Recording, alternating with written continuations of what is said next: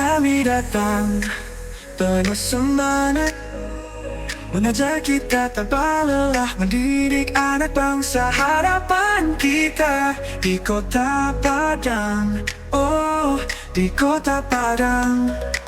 Langkah tegak, penuh semangat, maju terus, takkan mundur, buru penggerak. Inspirasi kita menggapai bintang, bersama kita.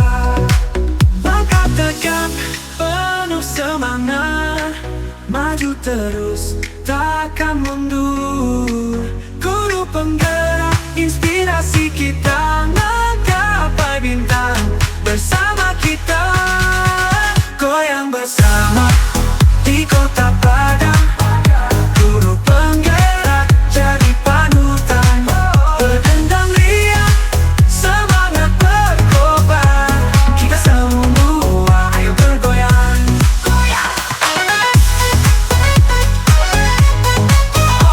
Semangat membara di setiap kelas, setiap sudut. Guru penggerak wujudkan cita, kita bersama raih semua. Goyang bersama di Kota Padang, guru penggerak jadi panutan. Berdendang riang, semangat berkobar, kita semua ayo bergoyang. Pendidikan cemerlang masa depan, guru mengarah, memberi jalan, bersama-sama kita melangkah menuju sukses tak tergoyah.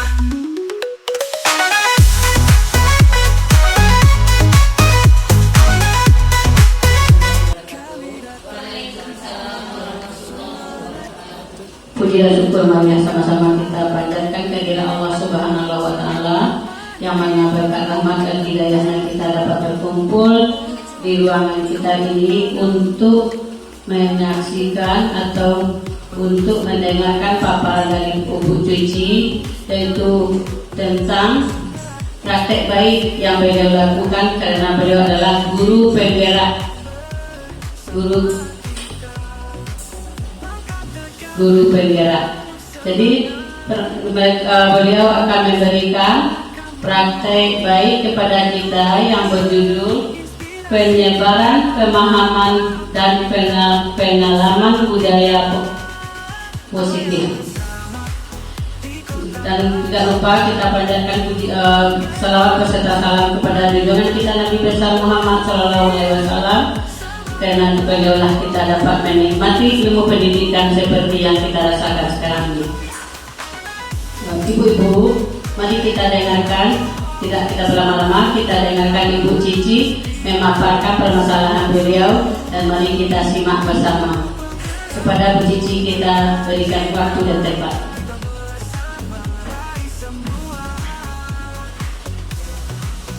Assalamualaikum warahmatullahi wabarakatuh.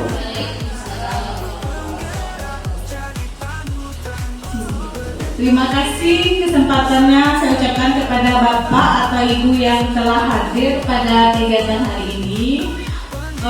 Saya itu calon guru penggerak angkatan 11. Pada tahun ini saya sudah memasuki pembelajaran pada modul 1.4, yaitu tentang budaya positif. Ya, baiklah Bapak Ibu, saya akan mempresentasikan tentang penyebaran pemahaman pengalaman budaya positif. Ya. Di sini ada beberapa ya Bapak Ibu materi budaya positif. Yang pertama yaitu disiplin positif dan nilai kebajikan universal. Yang kedua yaitu teori tentang hukuman dan penghargaan restitusi. Yang ketiga tentang keyakinan kelas. Yang keempat yaitu kebutuhan dasar manusia dunia yang berkualitas. Yang kelima ada 5 posisi kontrol di sini. Dan yang selanjutnya yang keenam yaitu segitiga restitusi. Nah Bapak Ibu, saya mau bertanya sama Bapak Ibu di sini, apa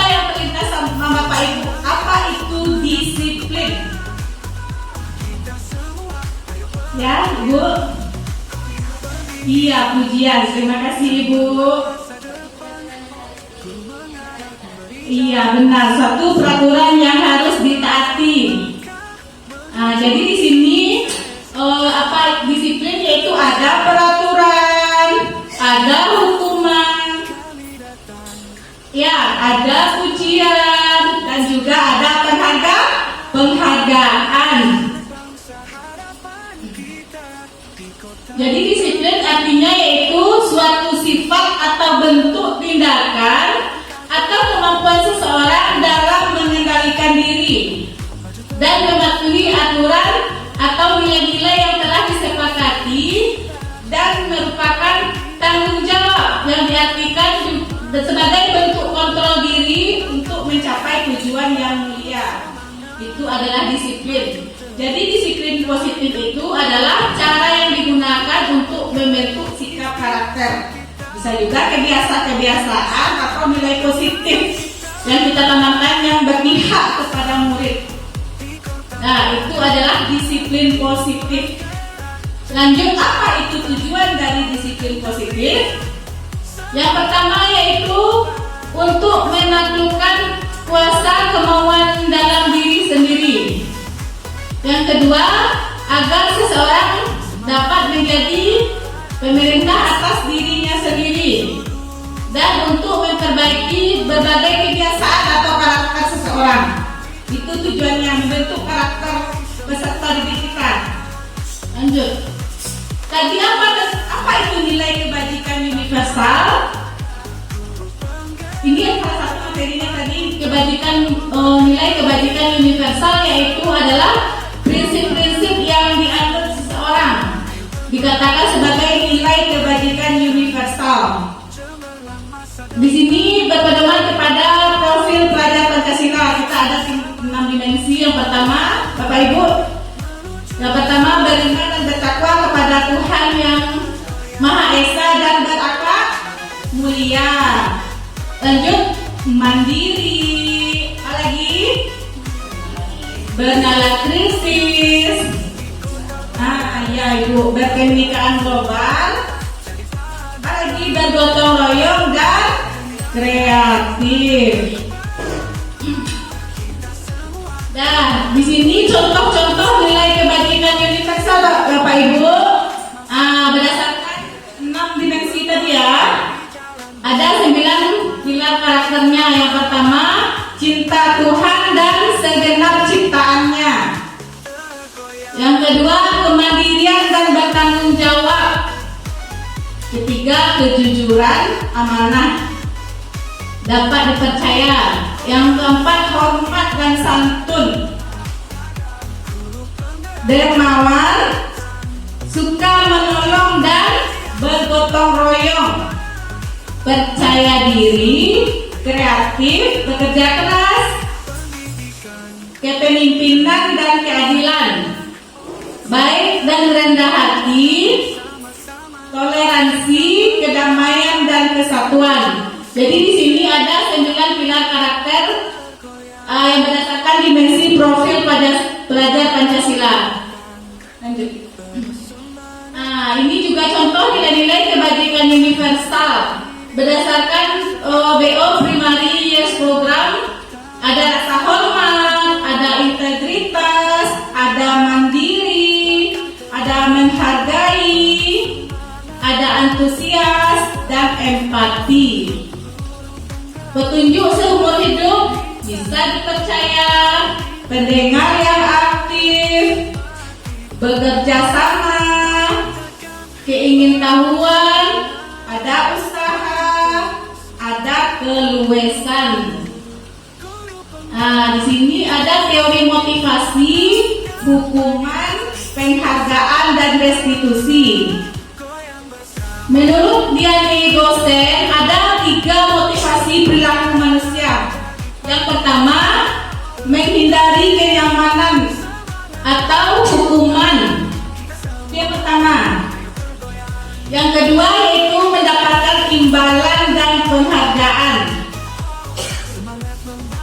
atau penghargaan dari orang lain untuk menjadi yang mereka inginkan dan menghargai diri sendiri dengan nilai yang mereka percaya.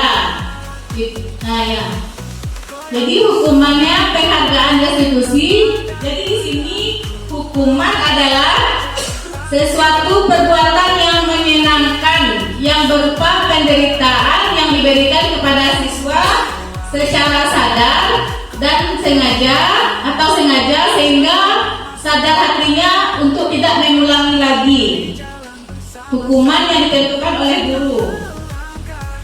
Pengertian konsekuensi adalah kesepakatan seperangkat tanggung jawab dan norma-norma yang dipatuhi agar terhindar dari kerugian yang negatif.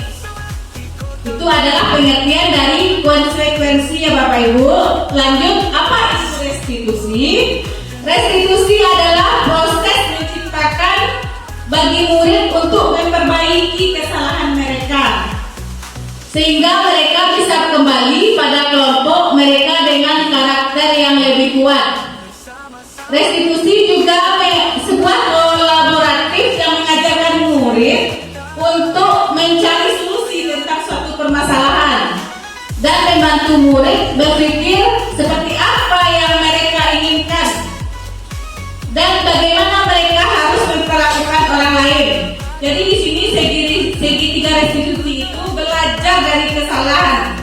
Ya, bukan hanya sekedar menebus kesalahan, tapi belajar dari kesalahan. Itu adalah segitiga restitusi. Lanjut kepada hukuman dan konsekuensi tindakan terhadap pelanggaran. Yang pertama, tidak berencana dan tiba-tiba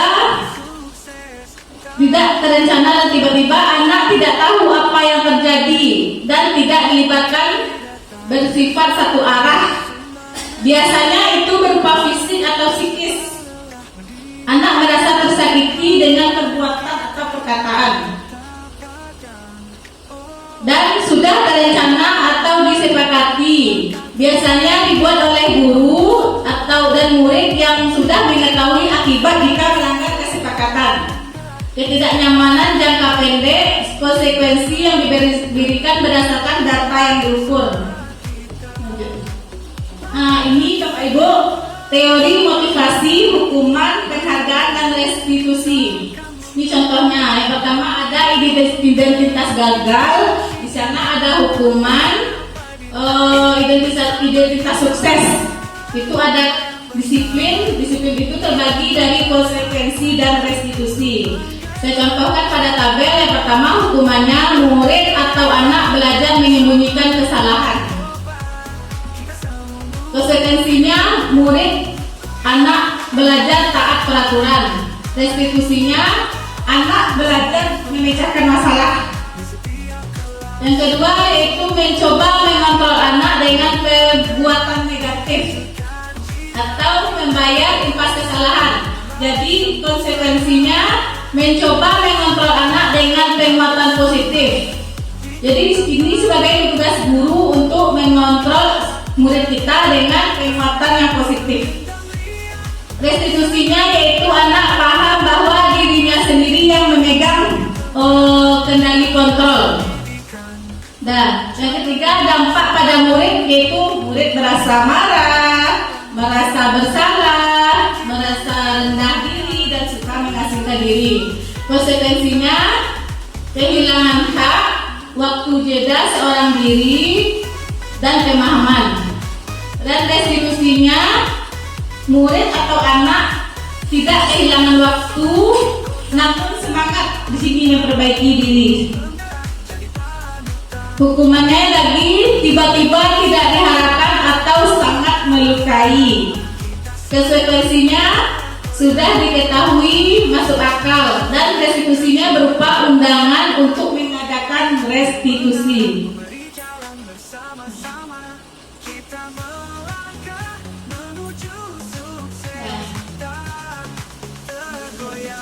Tadi sudah ada beberapa contoh. Nah, di sini dihukum oleh penghargaan. Tindakan yang memberikan penghargaan sama nilainya dengan menghukum seseorang karena yang pertama jangka panjang atau jangka pendek. Yang kedua, penghargaan yang tidak efektif. Yang ketiga, penghargaan yang merusak hubungan. Nah, di sini bisa juga penghargaan yang merusak hubungan kita dengan siswa. Nah, terus penghargaan dengan mengurangi ketepatan, penghargaan menurunkan kualitas, penghargaan mematikan kreativitas, dan penghargaan menghukum. Ini termasuk motivasi. Contoh yang di sini adalah contoh-contoh motivasi dalam diri atau intrinsik. Apa itu ciri-ciri segitiga restitusi? Yang pertama yaitu segitiga restitusi bukan hanya untuk menebus kesalahan, tapi belajar dari kesalahan tersebut. Ya, yang kedua yaitu memperbaiki hubungan. Di sini artinya Bapak Ibu memperbaiki hubungan antara guru dan siswanya. Yang ketiga, restitusi adalah tawaran bukan paksaan. Jadi kita sebagai guru di sini bukan memaksa siswa, tapi dengan tanpa paksaan di sini ya Bapak Ibu, kita memanggil siswa itu tanpa paksaan. Nah, yang selanjutnya restitusi itu menuntut kita untuk melihat ke dalam diri. Jadi di sini restitusi yang menuntut kita melihat ke dalam diri, bagaimana kita mencari apa yang terjadi dalam permasalahan siswa tadi. Lanjut, restitusi itu mencari kebutuhan dasar yang mendasari tindakan. Maksud tindakan di sini ya Bapak Ibu itu validasi tindakan yang salah. Misalnya kita mencari apa itu penyebabnya anak itu melakukan kesalahan gitu. Jadi itu berupa tindakan. Restitusi adalah cara yang paling baik. Restitusi adalah fokus pada karakter, bukan tindakan, pada karakter anak. Restitusi adalah menguatkan. Restitusi adalah fokus pada solusi permasalahan. Restitusi adalah mengembalikan murid yang berbuat salah pada kelompoknya. Jadi di sini saya contohkan pada sebuah kasus ya Bapak Ibu, segitiga restitusi ini, misalnya anak terlambat mengumpulkan tugas. Jadi kita sebagai guru memanggil salah satu siswa dengan melakukan segitiga restitusi.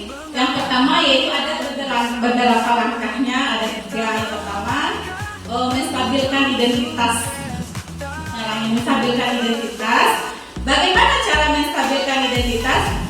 Jadi pertama kita menanyakan dulu. Maksudnya bukan menghakimi gitu Bapak Ibu. Jadi anak ini kan kita tanya, kenapa ibu panggil ke sini? Dia tahu kesalahannya karena dia tidak mengumpulkan tugas. Jadi kata-kata yang kita ambil dalam menstabilkan identitas itu,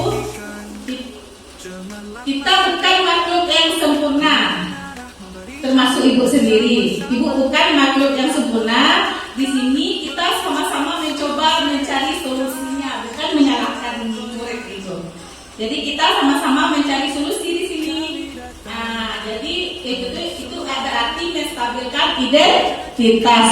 Bukan biasanya kan Bapak Ibu kalau kita misalnya menyelesaikan masalah siswa kan biasanya dengan hanya minta maaf selesai itu saja.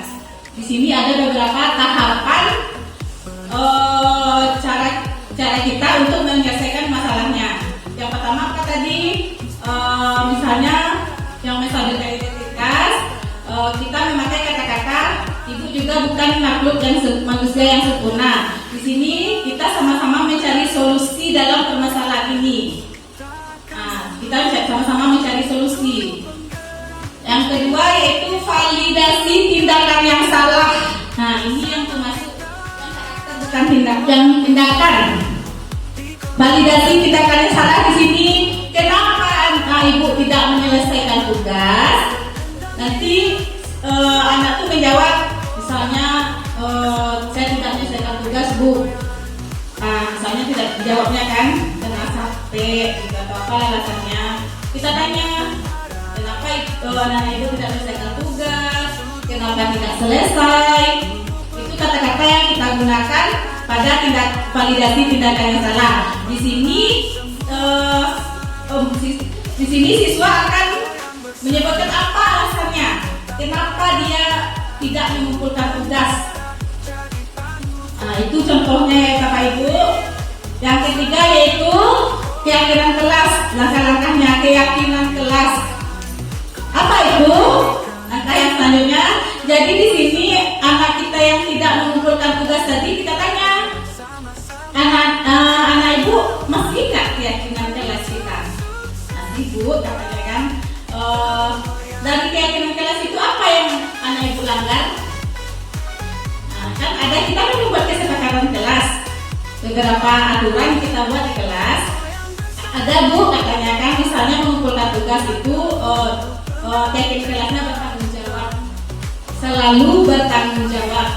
Jadi anak-anak murid kita di sini kan, jadi siswa kita di sini sadar gitu, kalau dia telah melanggar keyakinan kelas. Nah, jadi inilah namanya keyakinan kelas, keyakinan untuk menyelesaikan materi 3 seperti ini. Jadi dia sadar bahwa dia itu melanggar, ya Bapak Ibu. Terima kasih. Nah, itu contohnya segitiga restitusi. Jadi disinilah tiga langkah dalam menyelesaikan segitiga restitusi. Nah, ini contohnya Bapak Ibu. Kemarin saya sudah melaksanakan keyakinan kelas, yaitu kesepakatan kelas kita dengan siswa. Yang keyakinan kelas itu berasal dari nilai kebajikan yang diyakini seseorang atau murid, sehingga motivasi seseorang tersebut dari dalam dirinya ketika berperilaku. Nah, ini caranya ya Bapak Ibu, prosedur dalam pembuatan keyakinan kelas. Yang pertama yaitu kita mempersiapkan terdahulu murid-murid kita yang di kelas untuk bercurah pendapat tentang peraturan yang disepakati. Yang kedua, mencatat semua masukan para murid di papan tulis, bisa juga dengan kertas yang berwarna sticky note, nanti kita tempel di papan tulis. Yang ketiga, susunlah keyakinan kelas itu sesuai dengan prosedur pembentukan keyakinan kelas. Gantilah kalimat-kalimat dalam bentuk negatif menjadi kalimat positif. Nah, misalnya membuang sampah pada tempatnya, kan nanti kita ganti kalimat positif. Ya, menjaga kebersihan kelas, kalimat positifnya. Jadi itu Bapak Ibu. Yang keempat yaitu tinjau kembali daftar curah yang sudah dicatat. Setelah kita mencatat aturan tadi kan anak-anak, misalnya siswa kita kan kita berikan apa saja kesepakatan kelas yang ada di kelas. Jadi kita tuliskan terlebih dahulu. Baru nanti kita jadikan katanya menjadi kalimat yang negatif, yang kalimat berbentuk negatif menjadi positif. Terus sebaiknya keyakinan kelas itu tidak usah terlalu banyak ya Bapak Ibu. Contohnya misalnya membersihkan kelas, apalagi contoh-contoh kesepakatan kelas Bapak Ibu, tidak membuanglah sampah pada tempatnya. Datang tepat waktu, saling menghargai, tidak ikut dalam belajar. Nah, itu biasanya kita 3 atau 7 prinsip keyakinan. Kalau banyak-banyak nanti saya Bu dilaksanakan ya.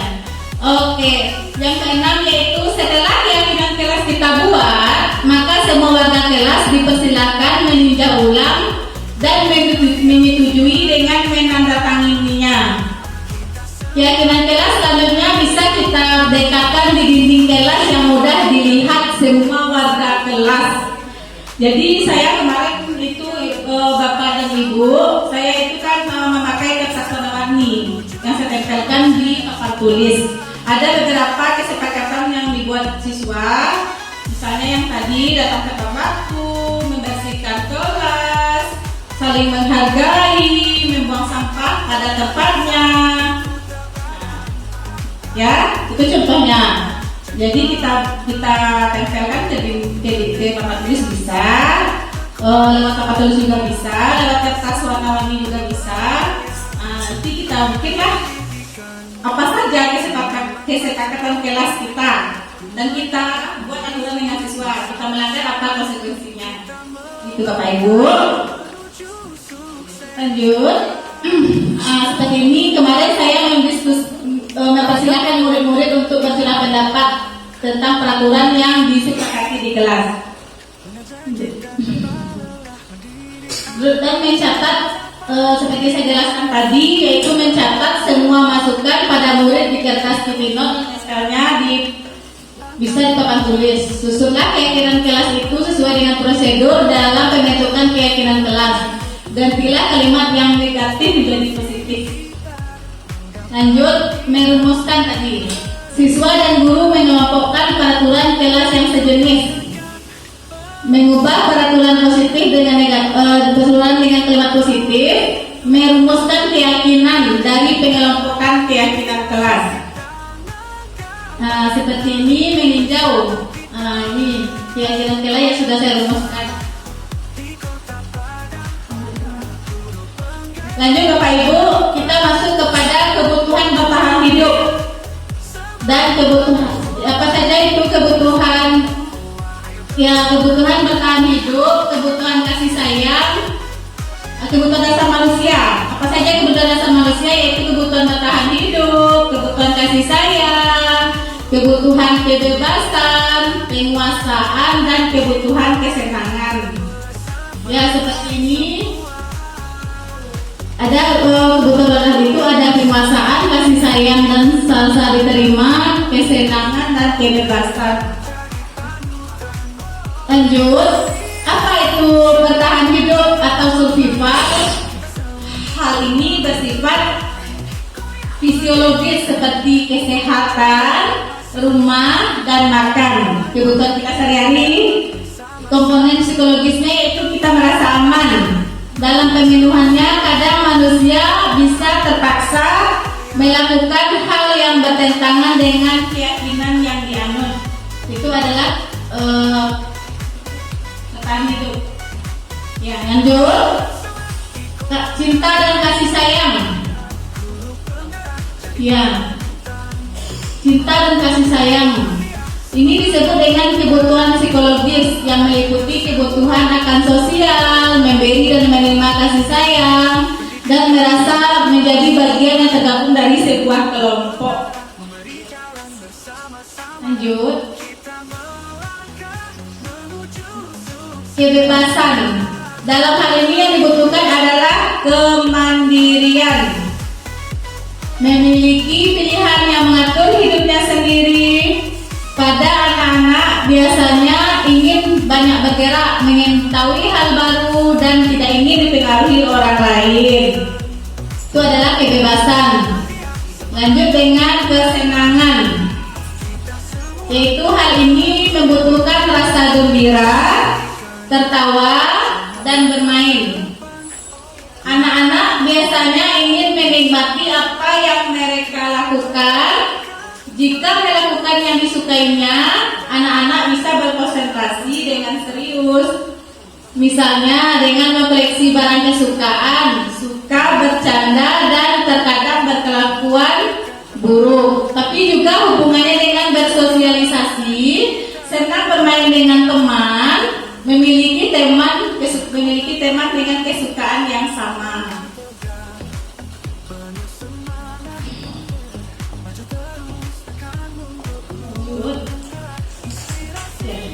Ya, kekuasaan atau power. Dalam hal ini orang dianggap berharga jika mampu membuat perbedaan, mendapatkan pengakuan dari orang lain, dan ingin dihormati. Anak-anak seperti inilah yang biasanya ingin jadi pemimpin. Respon murid. Dengan mengetahui kebutuhan dasar yang sedang berusaha dipenuhinya, guru bisa membantu murid dalam mencari solusi dan permasalahan yang dihadapi. Murid lebih mudah berperilaku positif dengan pemenuhan kebutuhan dasar yang yang sedang dipenuhinya. Refleksinya, dalam kegiatan mencari tahu tentang kebutuhan dasar yang sedang berusaha dipenuhinya, saya masih harus lebih banyak belajar dan mengenal 5 kebutuhan dasar manusia yang tadi, dan 5 dasar kebutuhan manusia. Tindak lanjutnya yaitu kedepannya saya akan lebih mengasah kemampuan dalam mengenali kebutuhan dasar yang sedang dipenuhi oleh murid saya. Nah, di sini ada tadi materi budaya positif itu ada posisi kontrol, ada 5 posisi kontrol. Yang pertama, ada sebagai penghukum, ada sebagai teman, ada sebagai pembuat rasa bersalah, ada pemantau, ada sebagai manajer. Jadi maksudnya yaitu guru sebagai penghukum. Yang pertama yaitu penghukum biasanya menggunakan hukuman fisik atau verbal. Ada beberapa contoh pertanyaannya. Patuhi aturan saya. Kamu selalu saja salah. Kamu selalu saja jadi yang terakhir selesai. Itu adalah salah satu posisi kontrol, yaitu sebagai penghukum. Yang kedua sebagai teman.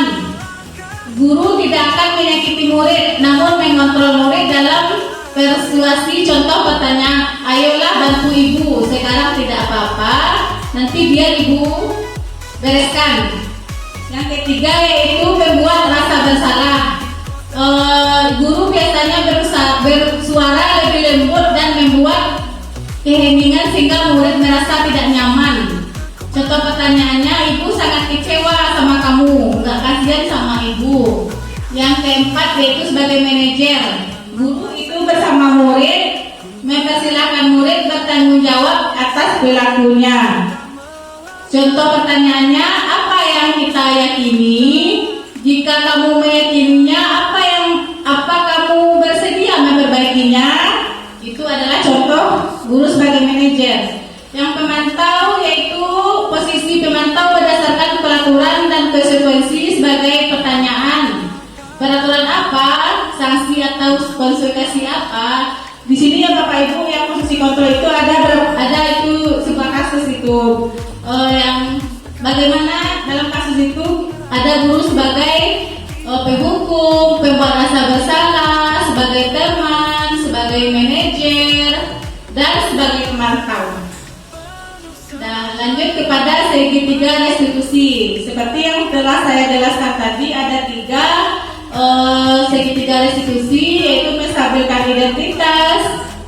Teori kontrolnya, kita semua akan melakukan hal yang terbaik.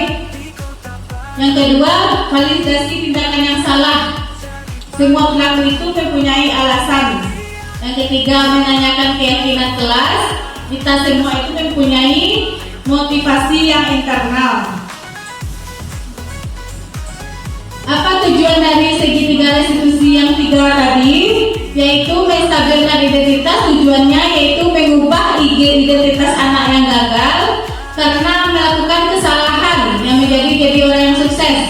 Contohnya, tidak ada manusia yang sempurna, semua pasti melakukan kesalahan. Yang kedua, validasi tindakan yang salah. Tujuannya memenuhi kebutuhan dasar. Kalau kita mengetahui kebutuhan dasar yang mendasari sebuah tindakan, kita akan menemukan cara yang efektif untuk memenuhi kebutuhan tersebut. Contohnya, kamu pasti melakukan alasan melakukan hal ini. Itu adalah termasuk validasi tindakan yang salah. Yang ketiga yaitu keyakinan kelas. Tujuannya yaitu menghubungkan nilai-nilai yang ada, yang dia percaya dan berpindah menjadi orang yang dia inginkan. Seperti yang saya jelaskan tadi. Nah, ini contohnya Bapak Ibu, contoh segitiga restitusi ada 3. Nah, kamu tentu punya alasan melakukan ini. Adakah cara yang lebih efektif mendapatkan apa yang kamu butuhkan? Tindakan yang salah. Yang stabilitas, setiap orang pasti melakukan kesalahan. Kamu bukan satu-satunya yang pernah berbuat kesalahan. Keyakinan kelas, keyakinan apa yang kamu sepakati? Kamu ingin menjadi orang yang seperti apa?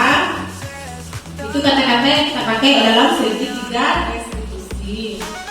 Lanjut, Bun.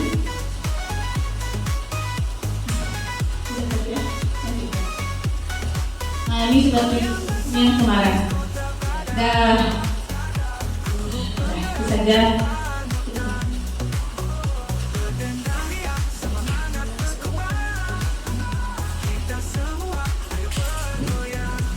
Itulah tadi perpaparan daripada Ibu Cici, Bu Ani Murti, yang mengenai bagaimana kita dalam menghadapi anak-anak kita di kelas, yang kata beliau mengubah dari persepsi negatif menjadi positif. Kadang-kadang kita kan terbawa arus marah ke anak. Jadi bagaimana caranya? Seperti yang disampaikan oleh Bu Cici tadi, yang akan menjadi pedoman bagi kita. Kita minta 2 pertanyaan saja daripada Oleh dulu. Kalau kita beri tepuk aplaus untuk Bu Cici dulu, karena beliau adalah bersemangat sekali dalam menyampaikan, karena ini adalah sangat berguna bagi kita.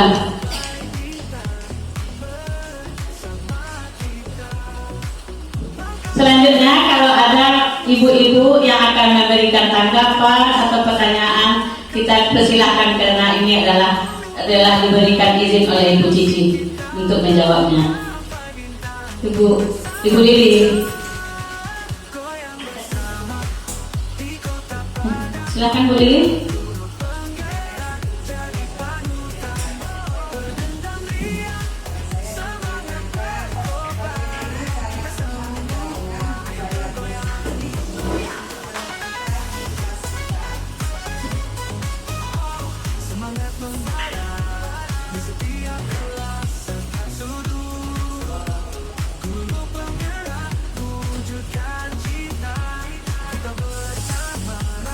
Terima kasih Bu Lili atas pertanyaannya.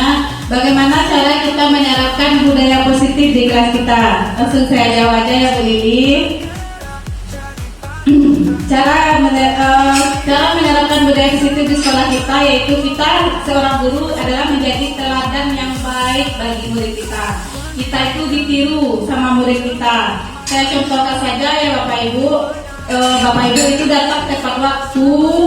Itu adalah salah satu penanaman nilai budaya positif di sekolah kita. Jadi dengan kita datang tepat waktu, siswa kita pasti meniru kita dengan hal-hal yang baik. Tapi jangan kita telat atau apa, kita itu contoh yang tidak baik. Jadi yang pertama itu kita menanamkan dulu kepada siswa kita dengan datang tepat waktu.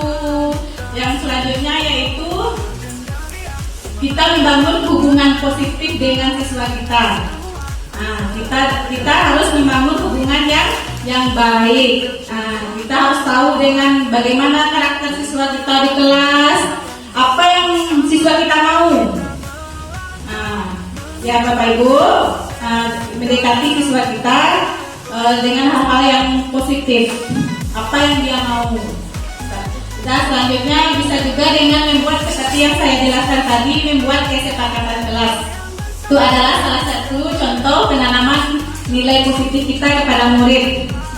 Dengan peraturan yang ada yang kita buat dan kita jadikan kalimat yang negatif itu menjadi kalimat positif. Ada beberapa Bapak Ibu peraturan di kelas kita, mungkin Bapak Ibu udah tahu, kita buat misalnya 10 peraturan. Jadi kita jadikan kalimat yang misalnya tadi membuang sampah pada tempatnya. Kita jadikan kalimat positifnya membersihkan lingkungan sekolah, membersihkan kelas. Misalnya contohnya seperti itu ya. Banyak sekali lagi cara-cara kita yang kita berikan kepada siswa kita dalam menanamkan budaya positif. Jadi intinya kita dulu sebagai seorang guru yang menjadi teladan bagi murid kita. Kita dulu, baru siswa kita nanti meniru. Nah, itu saja ya Bu Lili. Nah, terima kasih Bu Lili. Boleh Pak. Bapak tanya.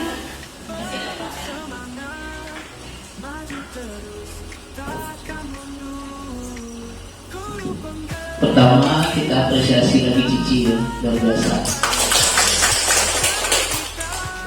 Mungkin saya tidak bertanya, mungkin Bu Cici, kemarin saya ikut sebuah kegiatan, nama kegiatannya advokasi IKM,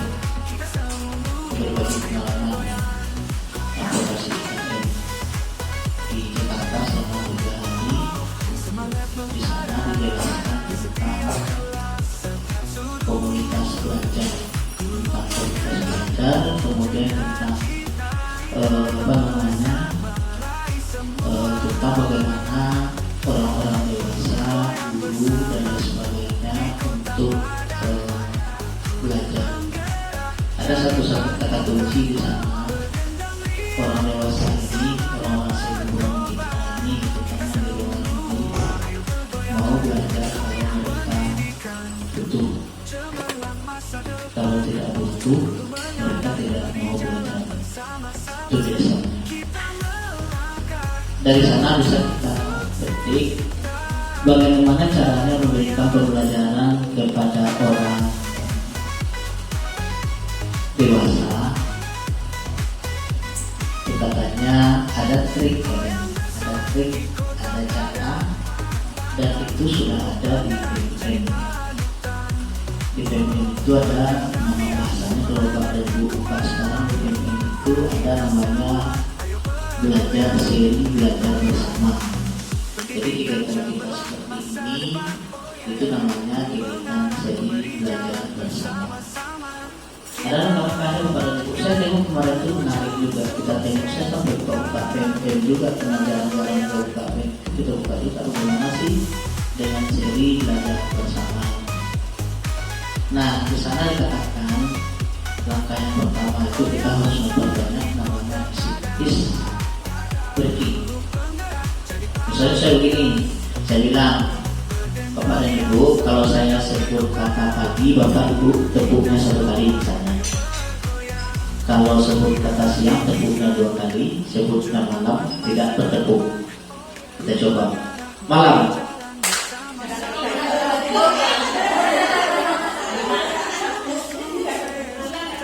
Malam.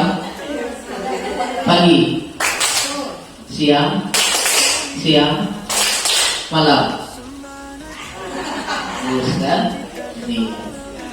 Itu namanya, itu harus kita perbanyak. Misalnya kita coba lagi dengan cara yang berbeda. Coba Bu ini sebut sebuah kata. Apa saja yang terlintas? Sebut. Semangat. Coba diulang. Ibu Sapong katanya satu lagi sebuah kata juga, tapi mengulang kata yang Ibu yang pertama. Bu Gustipa. Semangat.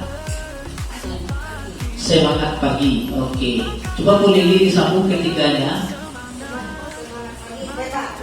Semangat pagi hebat. Coba lanjut ke Ibu ini, Ibu B. Sudah betul? Sudah betul? Ya, aturannya apa tadi, kita sambung kalimat yang pertama, kedua, ketiga, dan kalimat selanjutnya. Ya, ini salah satu contoh saja. Ya. Atau saya bilang begini, ketika saya sebutkan sebuah angka, ya, Bapak dan Ibu akan menyebut angka yang sama. Ketika saya sebutkan angka yang kedua, Bapak dan Ibu menjumlahkan angka yang pertama dengan angka yang kedua. 10. Diulang. 10. 10. 20.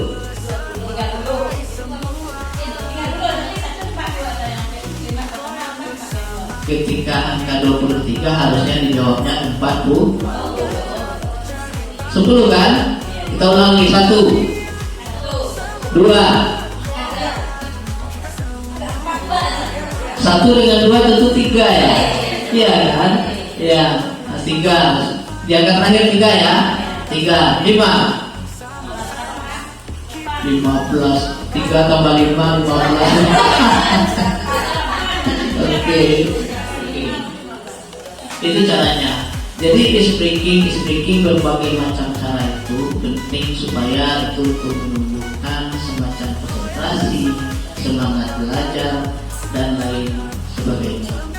Apa hal yang ketiga, yang kedua yang harus kita lakukan? Yang harus kita lakukan nanti yang pertama itu membuat namanya kesepakatan.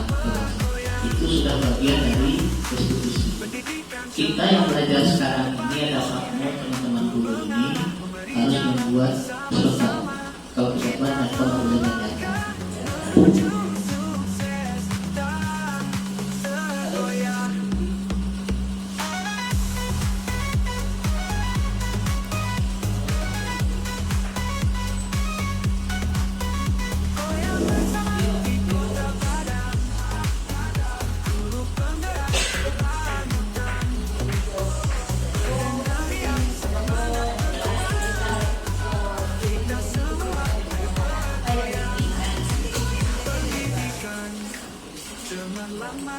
terima kasih atas kesempatannya. Menanggapi jawaban dari Cici tadi, ada kesepakatan tentang itu apa namanya tuh menginginkan apa yang diinginkan anak itu yang disepakati. Diumpamakan di kelas sekian, misalnya Intan itu kan sering kalau pagi-pagi itu dia nggak mau belajar, kalau keinginannya main Bu gitu aja, atau keluar Bu istirahat. Bagaimana kita menghadapinya kalau seperti itu setiap harinya? Ya, terima kasih Bu Dian. Mungkin saya sedikit menanggapi. Jadi si Intan ini tidak mau belajar, dia mau keluar main. Iya. Kalau soal itu kita tidak. Kalau dalam belajar kita harus mengerti. Kita kan ada sesuai dengan prosedur kita sebagai guru. Apa yang kita ajarkan di kelas. Kalau caranya misalnya seperti itu, bagaimana caranya kita membuat Intan itu dengan cara teknik yang lain? Misalnya dia tidak mau belajar, mungkin ada permainan, jenis permainan yang lain yang dia sukai.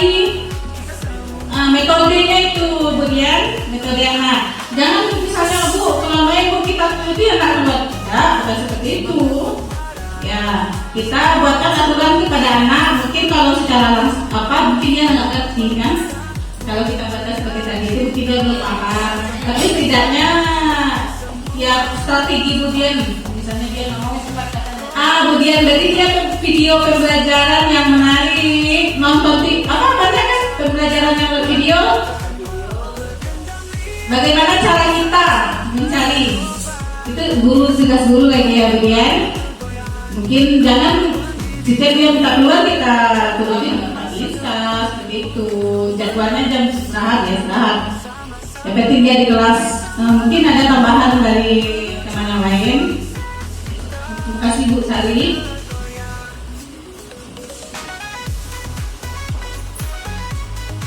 Assalamualaikum warahmatullahi wabarakatuh. Sebelumnya mungkin akan muncul informasi menambahkan atau menangkap dari pertanyaan Bu Dian tadi. Maksud dari Bu Dian itu Bu Cici menambahkan jawaban dari Bu Cici adalah terkait dengan disiplin positif yang ada di dalam kelas. Bagaimana kita menghadapi anak dengan kondisi yang dia tidak disiplin, yang dia tidak patuh dengan yang seharusnya dia belajar, tapi dia ingin keluar. Berbagi dengan Bapak Ibu semuanya, ketika disiplin positif atau budaya positif ini contohnya adalah mengenai keyakinan kelas, itu memang benar kita laksanakan di kelas akan memberi manfaat terhadap anak kita. Contoh di kelas saya di kelas ada 6 orang siswa lima Down syndrome, 1 hambatan intelektual. Bukan tidak ada anak di kelas saya itu yang sebelum jam istirahat dia ingin keluar. Tetapi dengan kita melaksanakan keyakinan kelas tadi, kita ingatkan anak kita. Contoh, keyakinan kelas itu kita buat bersama dengan anak. Kalau anak kita yang kecil, tentu kita mendorong mereka untuk berperilaku terhadap kebiasaan baik yang bisa kita terapkan di dalam kelas. Jadi, dia ingin keluar, tentu kita buat pula keyakinan kelas kita yang sesuai dengan keinginan mereka. Karena tadi keyakinan itu adalah sifatnya apa yang dipahami dan diinginkan anak, kan itu. Yang dipahami perlu kita garis bawahi, yang dipahami dan yang diinginkan anak itu adalah perilaku-perilaku yang bernilai positif. Itu yang kita akan terapkan kepada anak untuk menghilangkan atau mengurangi perilaku negatif yang muncul di diri mereka. Dan di sana muncul pembelajaran.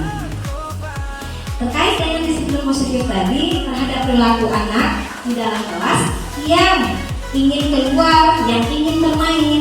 Nah, itu bisa kita buatkan di dalam keyakinan kelas kita. Pertama, contohnya ya, berdoa sebelum belajar. Itu adalah contoh perilaku tertib. Kalau di kelas saya sebelum masuk itu tertib membuka sepatu terlebih dahulu. Ini menjadi kebiasaan positif bagi kami di kelas. Membuka sepatu, mereka yang awalnya mungkin tidak mau meletakkan sepatu di atas sepatu, tetapi karena kebiasaan positif melihat kawan, bimbingan dari guru, sehingga mereka dengan tertib tidak ada yang masuk sepatu ke dalam kelas, itu contoh. Kemudian ketika di dalam kelas, anak-anak dibiasakan tertib itu adalah duduk di bangkunya. Jadi silakan masuk ke dalam kelas, maka mereka akan mencari bangkunya masing-masing atau tempat duduk. Ketika mereka itu tidak boleh pakai mereka. Bel karena masuk telah berbunyi kepada. Lanjutkan lagi, ibu-ibu. Jadi dengan adanya keyakinan kelas tadi, engkau tertib saja, perilaku tertib, dan itu memang kita biasakan kepada anak. Kapan perlu di keyakinan kelas itu kita buatkan di dalam kelas, dan itu anak kita belum bisa membaca misalnya, kita buatkan dengan gampang. Nah, tugas kita sebagai guru, kita membiasakan dan mengingatkan anak. Kemudian di dalam belajar, bukan berarti di dalam belajar itu tidak ada anak dalam kelas yang ingin keluar. Contoh barunya lapar, dia ingin keluar. Nah, kita ingatkan anak kembali. Ketika dia mulai beranjak, kita menerangkan dia mulai bergerak, mulai pindah. Mau kemana? Mau keluar bu, lapar. Nah, kita apa ya teman-teman? Kita belajar itu dengan bagaimana? Kita belajar tertib. Tertib itu bagaimana? Lihat nih gambarnya. Tapi kita sepakati bersama kalau kita itu belajarnya tertib. Kalau tertib itu gimana kita? Ketika mau istirahat, bel berbunyi. Sekarang belnya sudah berbunyi atau belum? Gitu. Belum, kata temanya. Nah, kalau belum berarti kita belajar lagi. Itu contoh pembiasaan dari disiplin positif atau budaya positif terhadap keyakinan kelas yang kita buat di kelas, dan itu memang kita biasakan kepada anak. Kalau untuk anak yang besar pun tetap kita ingatkan. Apalagi contohnya untuk keyakinan kelas yang kita buat, ketika selesai bermain permainan, barang kita letakkan kembali dengan tertib misalnya, atau meletakkan barang kembali ke tempat semula. Jadi anak itu dibiasakan tertib. Dan dengan tertib, kelasnya bersih. Iya, kelas bersih itu bagian dari keyakinan kelas. Ketika ada sampah, kita ingatkan. Nah, ada sampah, ada yang buang sampah ke lantai, kita ingatkan. Nah, ibu lihat ini ada sampah. Kita sepakatnya bagaimana? Sampah itu kita buang kemana? Tempat sampah bu. Nah, tempat sampah kita di mana? Ayo ambil lagi sampahnya, kita buang. Jadi untuk keyakinan kelas itu perlu pembiasaan, dan guru perlu mengingatkan kepada anak. Kalau tidak kita biasakan keyakinan kelas, tidaklah menjadi keyakinan kelas, dan perilaku yang tidak kita lihat itu juga yang tetap akan terus berlaku. Tapi kalau memang kita laksanakan, kita yakini karena itu memang perilaku positif yang kita ingin tanamkan kepada anak. Terima kasih. Assalamualaikum warahmatullahi wabarakatuh.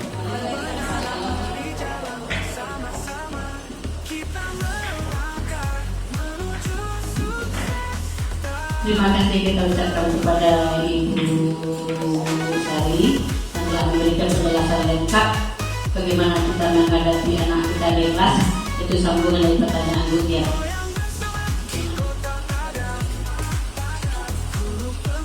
Ada ibu-ibu yang mau bertanya lagi? Apa? Pak lagi. Terbengkalai.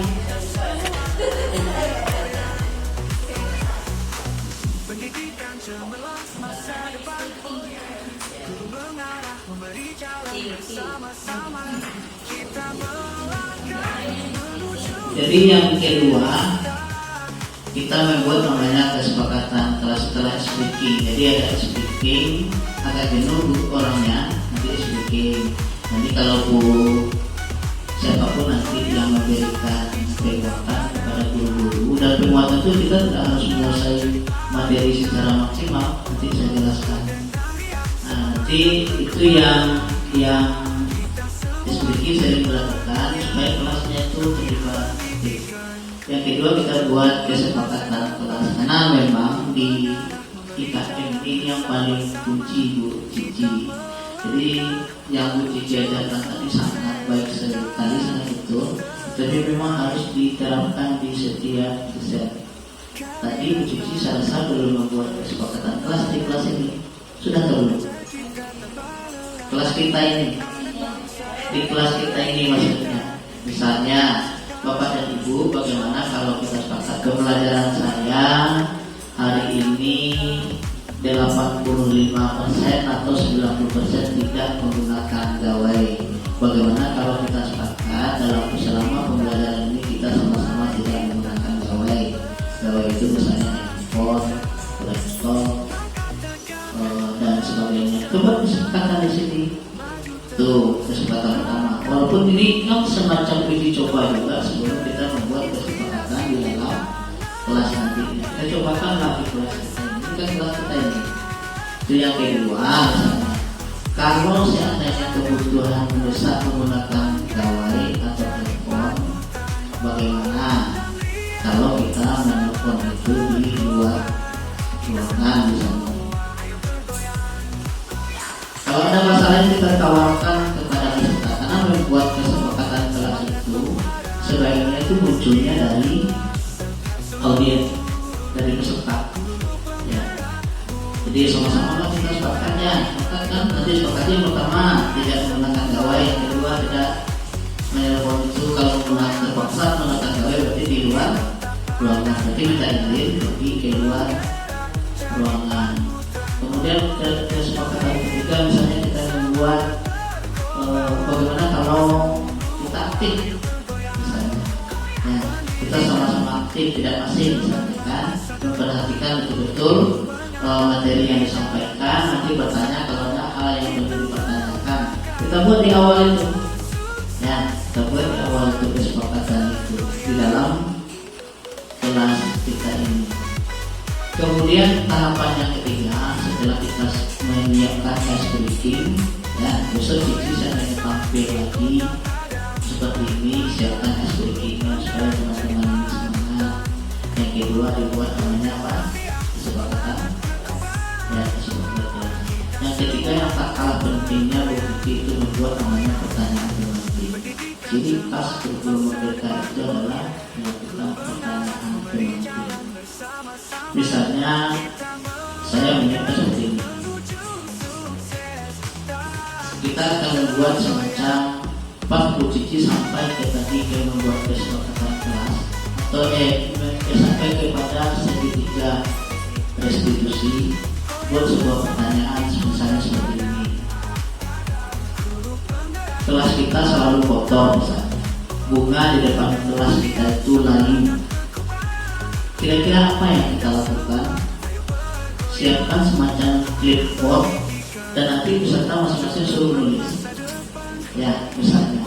Jadi sebelum kita menjelaskan tentang segitiga restitusi tadi, kita berikan semacam masalah-masalah yang kira-kira nanti akan dijawab oleh masing-masing peserta. Suruh tempel di kertas yang disediakan. Saya kira di kertasnya untuk menempel clipboard kan ada tulisannya pakai perekat itu kan. Saya kira jadi gunanya tadi gitu kan. Nah, supaya nanti muncul nanti semacam pemahaman bersama, karena yang paling harus dikuasai guru itu bagaimana kita membuat namanya segitiga restitusi dari permasalahan yang ada. Banyak sekali masalah. Misalnya kita menemukan siswa yang selalu terlambat ke sekolah. Apa yang harus kita lakukan? Ya, supaya kawan-kawannya nanti bisa membedakan mana sih yang hukuman, mana yang konsekuensi, dan mana yang restitusi. Itu memang harus jelas, harus jelas. Kalau kita boleh melakukan refleksi kepada Ibu sejauh ini, apakah teman-teman yang ada di ruangan ini sudah bisa membedakan antara hukuman, restitusi, dan konsekuensi? Sudah belum? Sudah belum atau masih sama? Kalau seandainya kita menemukan siswa yang terlambat PC nanti hari ke sekolah, Kira-kira apa yang kita lakukan kalau kita menggunakan teknis yang namanya konsekuensi? Kalau hukuman kira-kira apa yang kita lakukan? Kalau hukuman mungkin anak yang terlapik kok suruh kakak salamu waktu pelajaran berlangsung, itu namanya hukuman ya, betul kan? Kodak zaman dulu itu ada yang kakak mereka kakak iki ya, yang terlapik itu namanya adalah hukuman ya. Atau kok suruh yang kedua anak dulu yang belajar dong, itu hukuman atau konsekuensi atau restitusi. Nah, begitu kira-kira modelnya kita berikan sebuah masalah, Bu Cici, sebuah masalah ini teknik pembelajaran orang dewasa itu memang seperti itu. Kalau tidak terjadi di kelasnya, dia akan sulit untuk belajar. Kalau kita tanya itu namanya refleksi. Jadi budaya refleksi dikaitkan dengan tanya Bu Cici, jadi kira-kira terkait dengan ketiga hal ini, hukuman, konsekuensi dan restitusi, apa yang terjadi di kelas ini. Jadi pasti cerita warna sih rumah lewat apa kok ranggainya kurang maksudnya lepas di dasar kita dari yang tanya dari ranggainya ke sekolah gitu kan, yang namanya masalah kan. Nah nanti muncul itu catat, muncul lagi dari Bu Ros misalnya, muncul dari Bu Dian, kira-kira untuk menghadapi permasalahan seperti ini menggunakan teknik ini apa yang kita lakukan. Dengan begitu kita saling berdiskusi, memberikan masukan. Insya Allah itu nanti pemahaman kita terkait disiplin positif ini pasti akan lebih baik. Yakin saya akan lebih baik daripada kita melakukan dengan satu arah. Ya. Diberikan itu yang namanya dengan pertanyaan tematik atau kita melakukan refleksi. Jadi tidak ada salahnya Bapak dan Ibu buka PMF-nya, ada namanya di sana seri belajar bersama. Di sana akan diurutkan itu bagaimana cara pembelajaran orang dewasa, dengan teknik belajar bersama. Jadi kalau dulu apalagi di PMF itu kan surat benar. Namanya misalnya apa itu kurikulum merdeka, wajah video, wajah pertanyaan, belajar seorang sampai wajib sertifikat kalau kita siap-siapkan. Sekarang PMF itu sudah berkembang Bapak Ibu dengan namanya seri belajar bersama di komunitas. Ciri khasnya adalah komunitas. Nah, yang saya terangkan tadi itu adalah cara-cara belajar di komunitas. Dia materinya sama.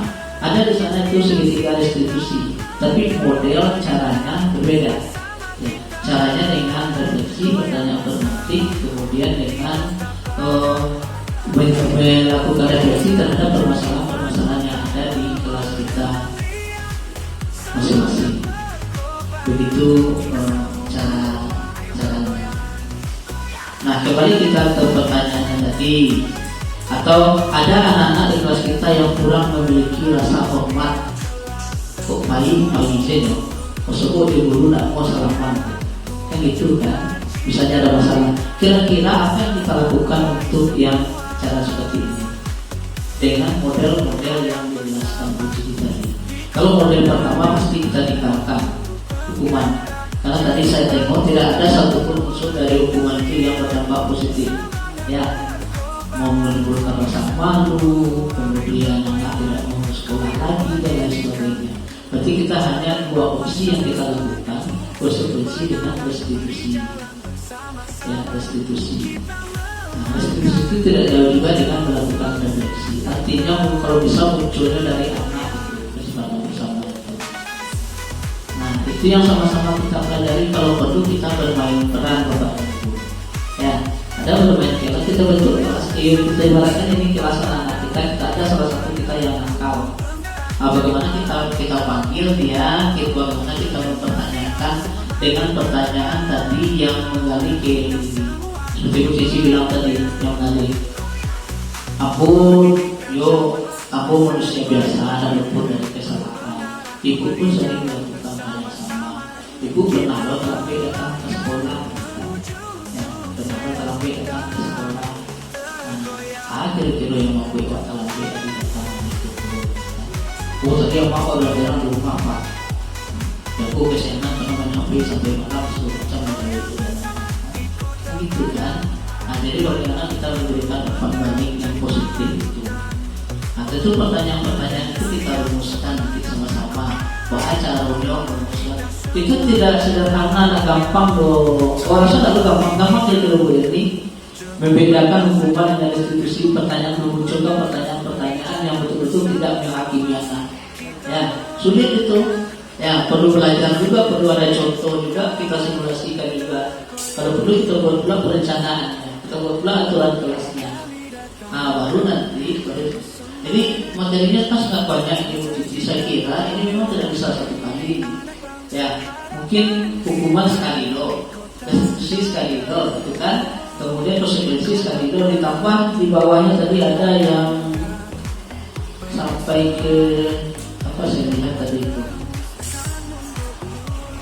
Kebutuhan dasar manusia kan sampai di bawahnya. Jadi sudah campur ke materi yang tingkatannya jauh lebih tinggi. Nah, di dalam implementasi seri belajar bersama Suci. Nah,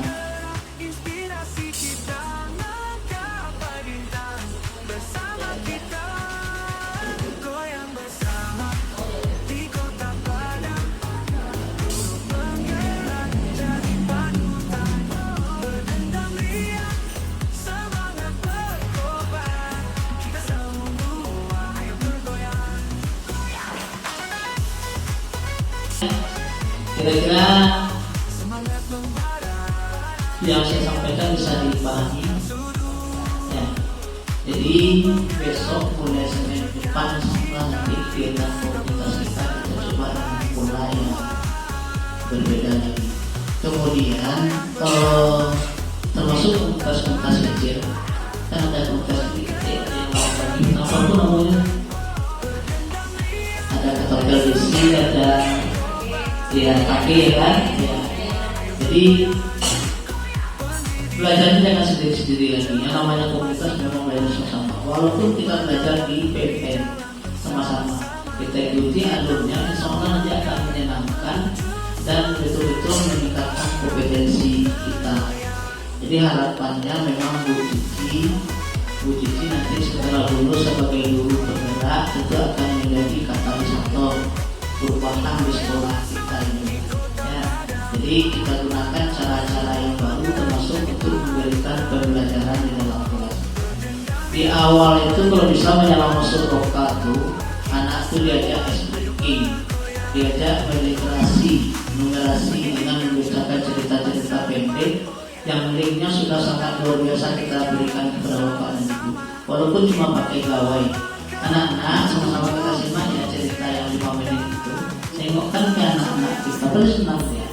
Nanti lakukan refleksi, tanyakan terkait dengan cerita itu. Baru nanti kita mulai ke pembelajaran berikutnya. Selalu diselingi dengan aktivitas speaking yang kita cocokkan juga dengan anak-anak kita itu. Sehingga memang mereka itu belajar betul-betul tidak terasa, betul-betul belajarnya terasa bermain juga, bermain sambil belajar sambil bermain. Akhirnya anak-anak kita itu senang. Untuk anak-anak senang, kita juga tidak bosan. Ya, kan selama ini kalau kita belajar monoton satu arah pasti kita bosan. Belum bel istirahat ke bunyi atau belum bel pulang ke belakang ya kan. Tapi kalau banyak itu kita gunakan namanya itu kan multimoda namanya. Sekarang istilahnya ada namanya multimoda, sangat banyak sekali linknya. Link buku ceritanya banyak, guru penggerak di sekolah kita ini nantinya bagaimana cara memberikan. Kita ansur-ansur mencoba mengurangi yang model pembelajaran lama yang satu arah yang tidak interaktif, yang tidak komunikatif, kita ganti dengan sistem pembelajaran yang baru. Maksud juga ya kalau mau jadi guru nanti di lapangannya dengan mudah dia kita ini. Saya sebenarnya ada jadwal juga untuk observasi sebenarnya ke kelas-kelas lokalnya itu, cuma itu memang tidak mungkin saya bisa masuk ke semua kelas, tapi saya di sana tidak akan observasi memang untuk belajar enggak.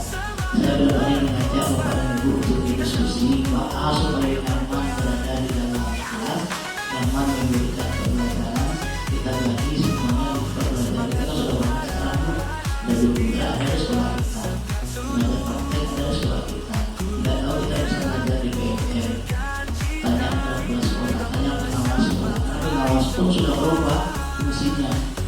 kalau pengawas bisnis sekarang penampilan.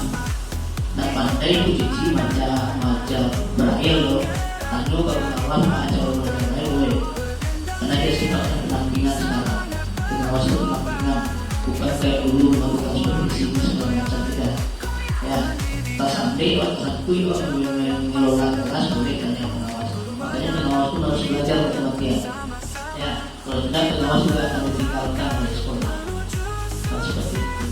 Begitu cepatnya sekarang Bapak Ibu kita harus transformasi, menyesuaikan diri supaya kita tidak di jalan. Sepakat ya kita itu. Oke, saya kira mungkin itu Bu Cici dari saya. Mohon maaf saya tidak menggurui, saya juga tidak pintar, tidak pandai juga mengajar dibandingkan Bapak dan Ibu, karena lama juga tidak mengajar.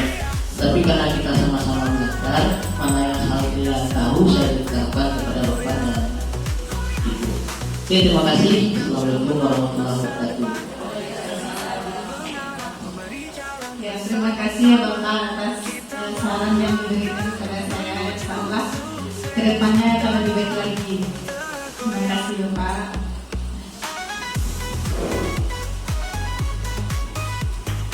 Dengan selesainya dengan berakhirnya permasalahan yang diberikan oleh Bapak tentang mengenai dan dibahas Bu Cici ini, maka berakhir pula kegiatan kita di dalam mendampingi Bu Cici untuk berbagi, dan ini adalah merupakan masukan bagi kita sebagai seorang guru, dan bagi Bu Cici ini adalah merupakan amal yang telah beliau berikan kepada kita ilmunya. Semoga kita dapat mengimplementasikannya dalam kelas kita masing-masing. Kita ucapkan alhamdulillah, dan kita berikan aplaus lagi pada Bu Cici untuk menyemangati Bu Cici untuk kegiatan yang selanjutnya, karena beliau adalah guru penggerak. Di kota Padang, oh di kota Waalaikumsalam. Silakan duduk Puja. Ibu mendapat laporan dari ketua kelas bahwa Puja bertengkar dengan Safira. Kenapa Puja bertengkar dengan Safira? Oh, dia mencontek. Sering dia mencontek pekerjaan Puja. Jika ibu berada di posisi Puja, ibu tidak akan terima juga pekerjaan ibu dicontek teman ibu. Apa yang Puja lakukan terhadap Safira? Oh ya, dia marah-marah dan memukul meja itu pasti ada alasannya. Apa alasannya Puja melakukan itu? Oh iya, wajar ya Puja. Wajar kamu merasa marah karena tidak rela tugasmu dicontek oleh temanmu. Ibu sangat menghargai tindakan Puja, tidak lebih dari itu, bahkan tidak sampai memukul. Nah, menurut Puja memukul dan marah-marah itu sudah sesuai belum dengan keyakinan kelas kita? Ya tidak. Kalau tidak, keyakinan apa yang Puja langgar? Oh iya, menghormati teman. Kalau begitu ke depannya Puja akan menerapkan keyakinan kelas seperti apa? Iya, selalu menghormati teman. Tapi Puja mau kan memperbaiki keadaan ini? Ya, ke depannya Puja akan bersikap seperti apa lagi? cemerlang masa depan, guru mengarah memberi jalan bersama-sama. Iya, Puja akan sabar dan menahan emosi. Syukurlah kalau begitu, Puja. Ibu sangat senang sekali sudah berdiskusi dengan Puja. Semoga Puja tetap menjadi anak yang baik. Ya, kalau begitu Puja kembali ke tempatnya ya dan dalam. Terima kasih Puja. Bergendang